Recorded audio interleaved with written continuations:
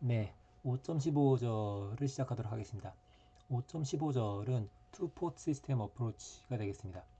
예, 우리가 앞절에서는 주어진 시스템 혹은 주어진 앰프에 대해서 어떻게 해석을 했냐면 주어진 앰프에 입력단이나 출력의 로드가 연결됐을 때 어떻게 해석했냐면 주어진 회로 그대로 두고 전체 회로에 대해서 해석을 했습니다. 네, 근데 우리가 그 앞에는 뭘 했냐면 앰프를 선정을 한 다음에 각각 앰프에 대해서 이 내부를 입력 쪽에서 봤을 때 태블릿 등가 회로와 아웃풋 쪽에서 봤을 때 태블릿 등가 회로, 즉 등가 회로로 바꾸는 그런 방법에 대해서 우리가 익혔습니다. 이게 또 쓸모가 있으니까 했겠죠. 그래서 방금 전에 5.15절 앞절에서는 우리가 이와 같이 회로를 그대로 두고 전체 시스템에 대해서 전체 회로에 대해서 회로를 해석했다면 우리가 그보다 앞에서 등가 회로로 변환하는 걸 배웠으니 이것을 회로의 상태 그대로 놔두지 말고 이거를 반대로 등가 회로로 대체를 해놓고 그렇게 해서 이러한 것의 외부의 요인에 대한 영향을 분석을 하고자 합니다. 네, 그래서 지금 왼쪽에 보면 앰프가 있죠. 우리가 앰프에 대해서 게인을 해석을 했는데 그 게인이라고 하는 것은 전부 다 로드가 아무것도 없을 때 전부 다 오픈되어 있을 때 그때의 게인이었어요. 그래서 노 로드에 대한 볼티지 게인 얼마나 앰플리파이 되느냐 하는 거였습니다. 거기에 대해서 우리가 어떤 것들 배웠냐면 인풋 임피던스, 아웃풋 임피던스, 그 다음에 볼티지 게인을 구하는 걸 했습니다. 예, 이 세 가지를 구하게 되면 이 안에가 어떤 앰프가 됐었던지 간에 이러한 회로로 대체가 가능하게 되죠. 등가가 됩니다. 등가. 이퀴버런트 하게 되는 거죠. 아이고, 이상하게 되어버렸네. 이퀴버런트 하게 됩니다. 자, 왼쪽에 봤을 때의 태블릿 등가 회로, 오른쪽에서 봤을 때의, 왼쪽에서 봤을 때의 태블릿 등가 회로, 오른쪽에서 봤을 때의 태블릿 등가 회로가 되는 거죠. 예, 보게 되면 VO는 여기에 KVL 돌리게 되면 이와 같은 관계식을 얻을 수가 있죠. 요게 태블 안의 등가 전압이 되는 거죠. 요게 태블 안의 등가 저항, 태블 안 등가 저항이 됩니다. 예, 태블 안의 등가 전압, 태블 안의 등가 저항이 되는 거였었죠. 그래서 이거를 바탕으로 회로를 해석하겠다라는 게 되겠습니다. 자, 이와 같이 회로를 우리가 등가 회로를 그렸는데요. 이것을 뭐 등가 회로는 똑같은데 이건 네모 박스로 하나 혹은 우리에게 좀 친숙한 OPM프의 형태로 이렇게 세모로 치나 뭐 그것은 아무 뭐 의미가 없습니다. 예, 전혀 다른 게 아니고요. 내부 본질이 어떤지가 가장 중요한 포인트가 되겠습니다. 노테이션을 이렇게 쓰건 아무런 상관이 없습니다. 네, 그래서 먼저 우리가 지금 영향을 알고 싶은 것은 앰프만 우리가 여태까지 해석을 했었는데 앰프에 오른쪽에 로드가 붙었을 때 혹은 왼쪽에 소스에 해당되는 부분, 앞단에 해당되는 부분이 연결됐을 때의 영향을 알고 싶은 거죠. 먼저 오른쪽에 로드가 붙었을 때 로드가 붙었을 때 영향을 해석을 하고자 합니다.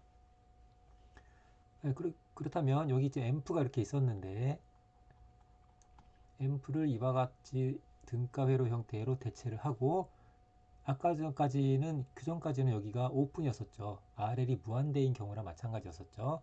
그랬었지만 이제는 RL이 연결된 형태로 바뀌었을 때 주변이 바뀐 거죠. 그런 경우에 대한 영향을 알고 싶습니다.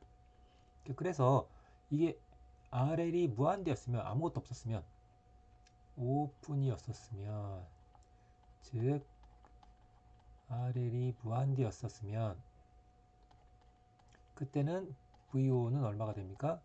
VO는 AVNL의 VI가 되겠죠. 왜냐면 여기가 오픈이니까 여기 전류가 아무것도 안 흐르게 되기 때문에 여기 양단의 전압이 전부 다 0이 됩니다. 0V. 왜냐하면 RL에 흐르는 전류가 0이니까. 그래서 이 경우죠. 그래서 VO는 0 더하기 이 전압이 되니까 그대로가 되는 거죠. 그죠? 그대로가 되는 것을 알 수 있었습니다. 자, 그랬었는데 RL이 무한대가 아니게 되면 어떻게 될 거냐라는 거죠. 이게 아니면 어떻게 될 거냐라는 거죠. 이게 아니면. 자, 그래서 그 경우에 대해서 보겠습니다. 지금 이 경우죠. 이 경우에 대해서 보게 되면 여기 걸리는 VO는 VRL과 같죠. 이 전압은 이 전압에 대해서 저항 두 개의 전압 분배 법칙이 되겠죠. 그래서 RO 더하기 RL분의 RL이 될 겁니다. 그래서 이 전압의 몰티 디비전이 되는 거죠. 몰티 디비전. 그렇죠? 자, 그렇다면 우리가 알고 싶은 건 뭐냐? 이 입력에 비해서 요 출력이 얻어지는 데까지의 개인을 알고 싶다는 거죠. 이거를 AV인데 로드가 있으니까 L이라고 했었습니다. 즉 VI분의 VO인데 RL이 있는 경우가 되는 거죠. 자, 그 경우는 어떻게 됩니까? 여기서 양변을 VI로 나눠주면 되겠죠. 그죠? 이거를 이쪽으로 넘겨주면 되겠죠. 그러면 개인이 이렇게 되겠죠. 즉 개인이 이렇게 됩니다. 자, 그렇다는 얘기는 앞서 RL이 무한되었을 때, 연결되지 않았을 때의 개인은 이거였는데 이렇게 할 수 있겠죠?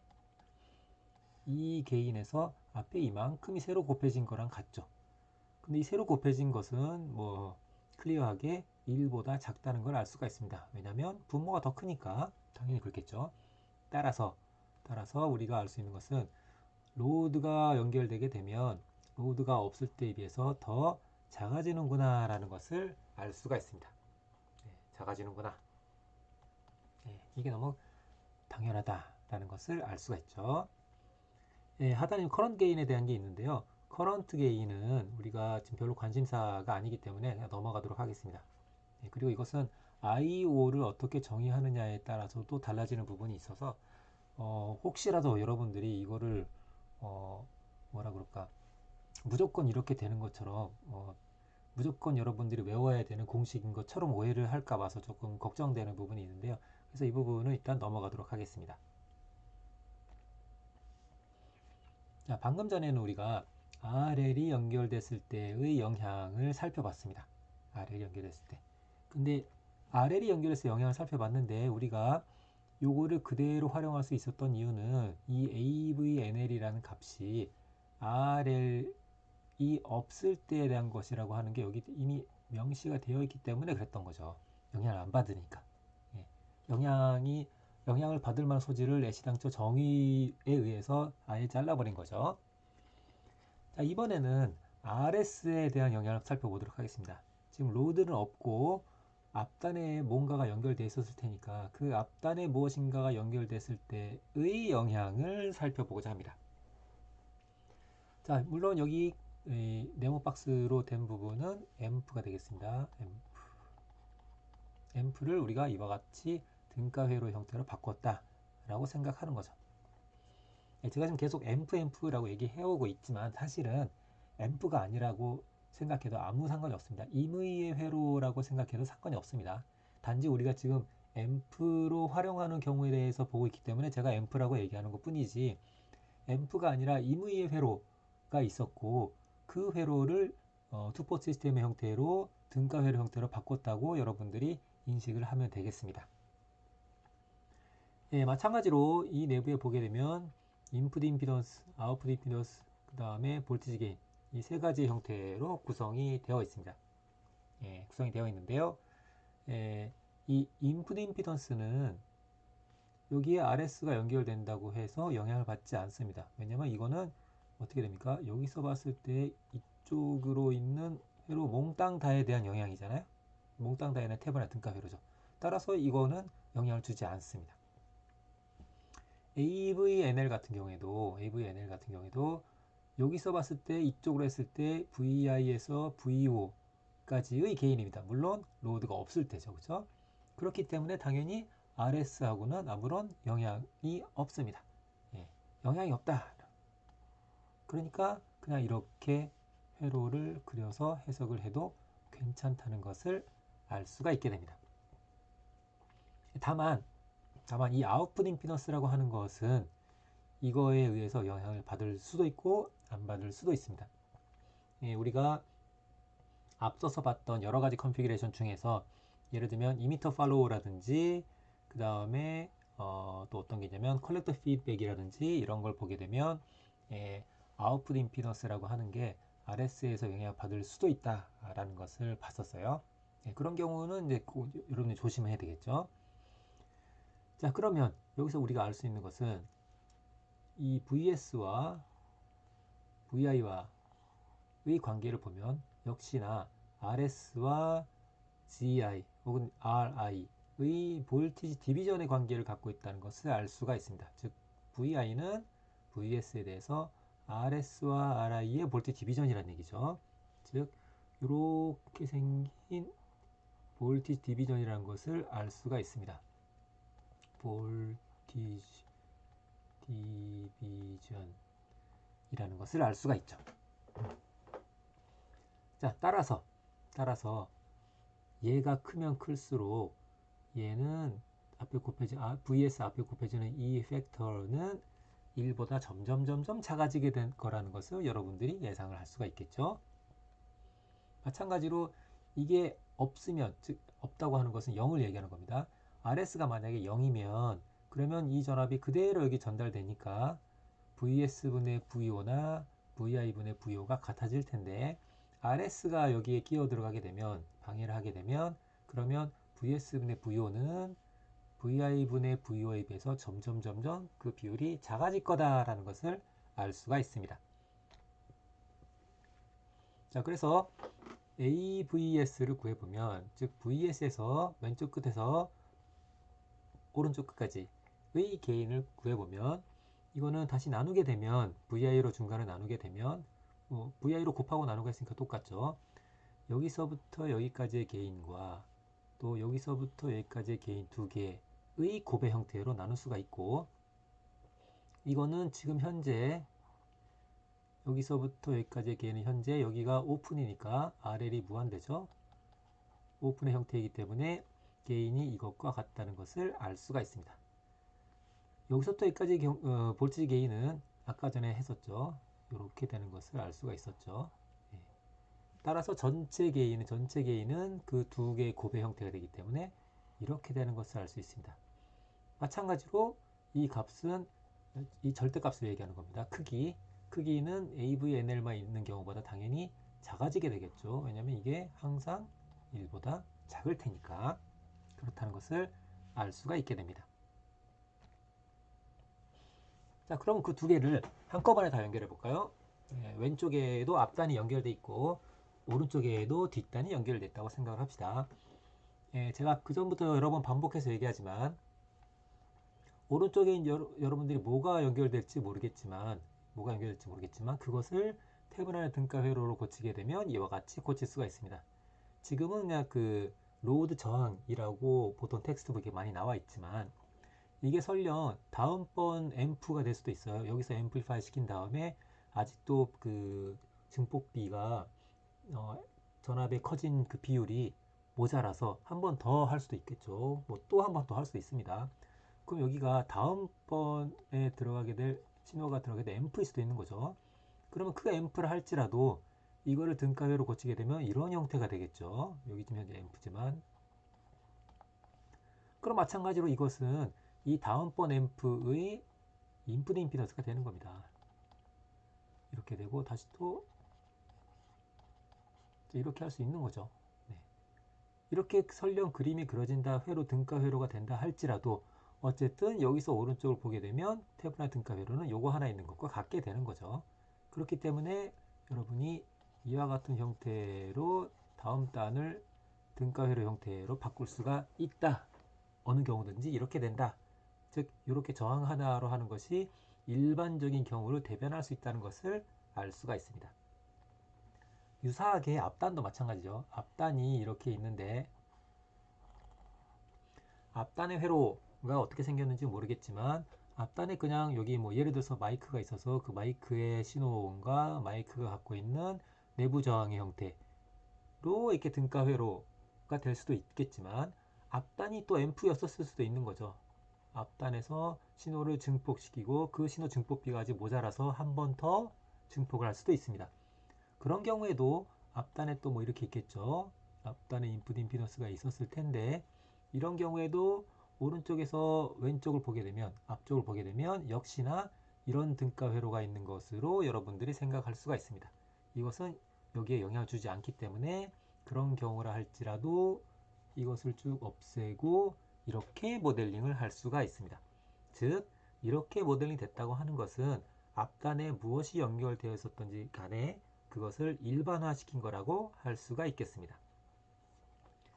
자, 그렇게 해서 일반화된 이렇게 생긴 회로에 대해서 해석을 해보도록 하겠습니다. 자, 이제는 방금 전에 있었던 AVS는 지금 요거는 지금 현재 이 케이스는 RL이 없는 경우였었어요. 예, 이 경우였었죠. 지금 RL이 아무것도 연결되어 있지 않았죠. no load인 경우. 아이고, 글씨가 너무 이상하다. no load인 경우였었습니다. 지금은 로드가 있는 경우죠. 있는 경우가 되겠습니다. 자, 그럼 이거는 RL이 있는 경우, RL이 있는 경우입니다. 자, 이 경우도 마찬가지로 왼쪽 끝에 이 소스 전원에서 오른쪽 끝에 로드 양단에 걸리는 전압까지의 개인을 알고 싶습니다. 한꺼번에 쭉 알 수 있으면 좋겠지만 그것을 나누어서 VS부터 VI까지의 개인을 구하고 VI부터 VO까지의 개인을 구해서 두 개를 곱해도 같을 겁니다. 그렇죠? 여기에다가 분모 문제에다가 VI를 곱하고 나누고 한 케이스랑 같기 때문이죠. 자, 그러면 여기서 VS에서 VI까지의 개인은 등가 회로를 이와 같이 우리가 대체를 할 수 있었기 때문에 RS와 RI의 볼티지 디비전의 형태로 구할 수가 있을 겁니다. 이렇게 구할 수가 있겠죠. 그 다음에 VI부터 VO까지는 이거를 잠깐 치울까요? VI부터 VO까지는 여기가 VI이고 그 VI가 여기에 있고 거기에 AVNL이 곱해진 전압이 있고 그것이 볼티지 디비전 돼서 VO가 됩니다. 그죠? 여기 볼티지 디비전 돼 있죠. 그래서 이와 같이 되는 것을 알 수가 있습니다. 자, 그러면 결과적으로 볼 때 이 모양을 살펴보면 아무것도 연결이 안 됐을 때 RL도 없고 RS도 없고 그럴 때의 게인이 이와 같이 돼 있고 그 크기 절대값에 비해서 로드가 연결되게 되면 이런 게 곱해지고 물론 이거는 1보다 작죠.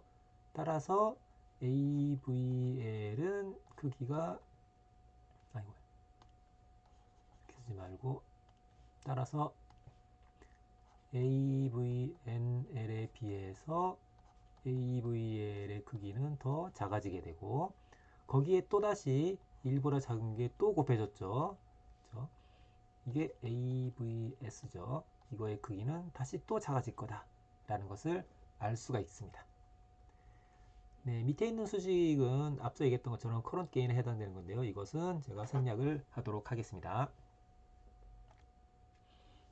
자, 방금 전에 있었던 얘기를 2회로도에서 했는데 이 회로도를 조금 더 직관적으로 보기 위해서 회로도를 조금 다르게 그렸습니다. 어떻게 그렸냐면 이 RS를 이렇게 이동시켜서 이 위쪽으로 옮겼어요. 그 다음에 아래를 이렇게 연결시키고 아래를 이쪽으로 쭉 바꿔서 수직의 형태로 바꿨습니다. 네. 이 회로나 이 회로도나 같은 회로도죠. 자, 이렇게 하게 되면 조금 더 알아보기 쉬울지도 모르겠어요. 전체 VS 중에서 RS와 RI의 볼티 디비전으로 해서 여기 양단에 혹은 여기 양단에 VI가 걸리게 됩니다. 따라서 전체 분에 요만큼만 걸리게 되는 거죠. 요만큼 날려버리게 되는 거죠. 깎아 먹습니다. 그리고 그 전압이 요만큼의 개인이 곱해집니다. 개인이 곱해져요. 커지는 거죠. 여기서 일로 넘어갈 때 곱하기 AVNL배가 되는 거죠. 커지게 됩니다. 아니면 이거를 좀 더 크게 이렇게 크게 그려서 했으면 더 좋았을지 모르겠네요. 그렇게 커진 거에 대해서 RO와 RL에 대해서 다시 또 볼트 디비전 돼서 요만큼 깎아먹고 나머지만 출력이 되는 거죠. 그래서 이거를 좀 더 과장하자면 이렇게 되는 거죠.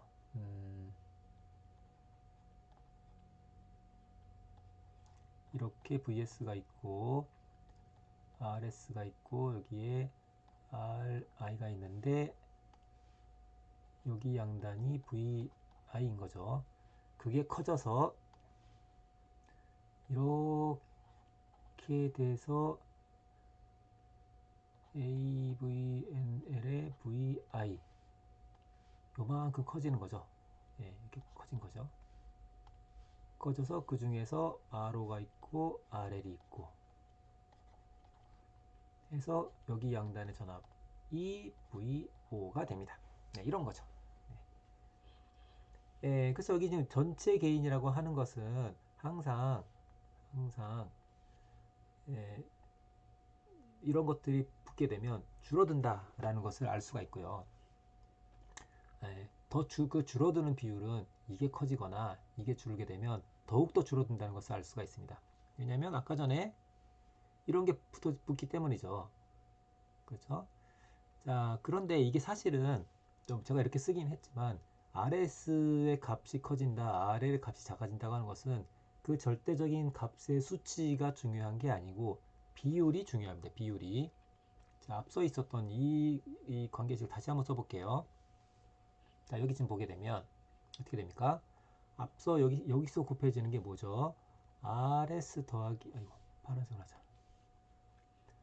RS 더하기 RI분의 RI가 곱해지게 됩니다. 자, 여기 있죠?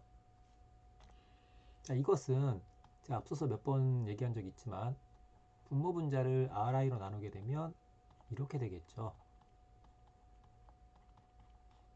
그렇죠? 이게 1보다 작다는 거죠. 근데 이걸 키우려면 볼티지 게인이 만약에 큰 게 좋으니까 키우려면 그럼 어떻게 됩니까? 요게 작아지면 되는 거죠. 요게. 그렇죠? 즉 이게 굉장히 작아지면 됩니다. 라는 얘기는 RS와 RI의 비율이 중요한 거지 RS 자체의 값이 중요한 건 아니다는 거죠. RS가 예를 들어서 1옴이라고 할지라도 RI가 1옴이면 그러면 1이 돼버리는 거죠. 그렇죠? 이 절대적인 값이 중요한 게 아니다 라는 것을 알 수가 있습니다. 유사하게 이쪽도 마찬가지죠. 이쪽도 AVNL에 곱해지는 값은 자 이렇게 되겠죠. 이것을 분모 분자를 RL로 나누게 되면 어떻게 됩니까? 이렇게 되겠죠. 물론 1보다 작습니다. 분모가 1보다 크기 때문이죠. 이게 1에 가까워지려면 어떻게 되면 됩니까?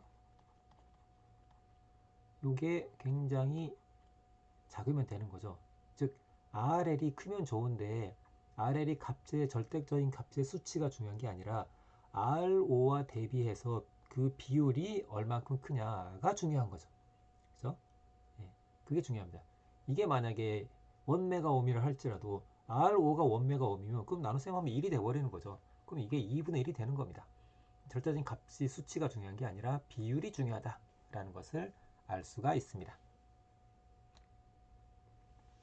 네, 여기 누메리컬 example이 있습니다. 예, 비슷한 거의 똑같은 예제가 여러 가지 케이스에 대해서 활용이 되고 있는데요. 이 안에 있는 이 부분이 이제 fixed bias amp입니다. fixed bias amp이고요. 여기에 해당되는 것이 예제 5.1에서 example 5.1에서 여러분들이 이미 구했었습니다. AVNL도 구했고 인풋 임피던스, 아웃풋 임피던스 다 구했었습니다. 이걸 이용해서 여기 로드에 연결됐을 때, 소스가 연결됐을 때에 대해서 여러분들이 앞에서 이 회로를 해석해서 구했었어요. 그때 로드가 있을 때 AVL이 마이너스 170이 됐었고 소스까지 연결됐을 때의 전체 게인이 마이너스 133이 됐었습니다. 자, 이거는 회로도를 이용해서 그대로 해석을 했을 때 얘기였었습니다. 예. 그렇지만 이것을 여러분들이 이렇게 생긴 것으로 활용해서 여러분들 해석해도 된다라는 거죠. 그게 훨씬 더 쉬울 거다라는 거죠. 그래서 앞서서는 그렇게 했었지만 자, 여기서는 조금 다르게 해석하고자 합니다. 어떻게 하냐?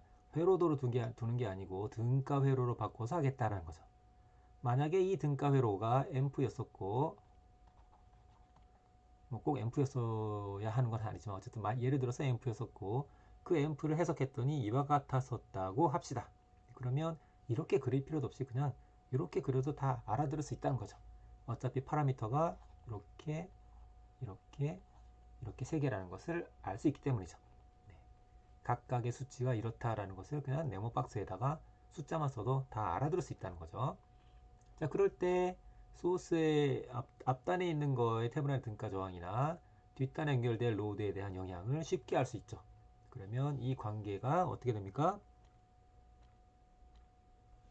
자, 이런 관계가 되는 거죠. 이런 관계. 라는 것을 이미 앞에서 우리가 해석을 했었습니다. 자, 그래서 한번 해보겠습니다. 자, 이 상태에서 RL이 만약에 1.2K라면 AVL은 어떻게 됩니까? AVL은 여기서부터 여기까지의 요게 1.2K일 때의 결과를 알고 싶은 거죠. 그러면 여기에다가 이 저항과 이 저항의 볼티 디비전을 하게 되면 여러분이 구할 수가 있습니다. 그러면 여기 여러분 신호를 찍어보고 여기 여러분 신호를 찍어봤을 때의 게인을 이렇게 알 수 있다는 거죠. 만약에 1.2K가 아니고 이게 5.6K였다. 아이고. 면 마찬가지로 똑같이 하고 RL 대신 5.6K 넣으면 되는 거죠. 그랬더니 게인이 훨씬 커진 것을 알 수가 있습니다. 그렇죠? 왜냐면 이 저항과 RL과의 볼티 디비전인데 이거에 비해서 이게 좀 더 커졌잖아요. 따라서 AVNL 값인 마이너스 400 여기에 점점 가까워질 거라는 것을 알 수가 있습니다. 역시 RL이 크면 AVN에 가까워진 모습을 볼 수가 있죠. 그 다음에 원래대로 여기에 1.2K가 연결됐을 때 이게 연결됐을 때 그때 VS에서부터 VO까지의 게인을 구하고 싶다라는 거죠. 예. 자, 그러면 아까 전에 구했던 이 결과에다가 앞에 요것만 새로 곱해주면 되는 거죠. 파란색으로 할까요? 이번에는 이것과 이것의 몰티 디비전 전압분배 법칙 된 것만큼 곱해주면 됩니다. 그랬더니 지금 0.2 200이죠. 0.2하고 4의 볼트 디비전이니까 0.2하고 4의 볼트 디비전입니다. 그러니까 거의 1에 가깝겠죠. 그래서 여기 지금 보게 되면 크게 차이가 안 나는 것을 알 수가 있습니다. 네, 그래서 이렇게 변화가 생길 때 여러분들이 원래 회로도대로 두고 이렇게 다 일일이 해석을 할 필요 없이 그냥 간단하게 등가 회로의 형태로부터 간단하게 결론을 도출할 수 있다라는 것을 알 수가 있겠습니다. 네, 여기서 여러분들 한 가지 유의해야 될 점이 있어요. 유의해야 될 점. 네, 어떤 거냐면 여러분들이 만약에 이미터 팔로우라든지 혹은 컬렉터 피드백 같은 것을 하게 되면 어떤 일이 일어날 수가 있냐면 우리가 등가 회로로 고치긴 했는데 그 등가 회로 고쳤을 때 만약에 아무것도 연결되지 않은 앰프 자체만을 등가 회로로 보통 고쳐 왔었죠. 앰프를 등가 회로로 고쳤습니다. 그쵸? 자, 그런데 컨피그레이션에 따라서는 요거를 구하게 되면 이게 영향을 주는 경우도 있고 그런 경우도 있고 혹은 얘가 인풋 임피던스에 영향을 주는 경우도 있습니다.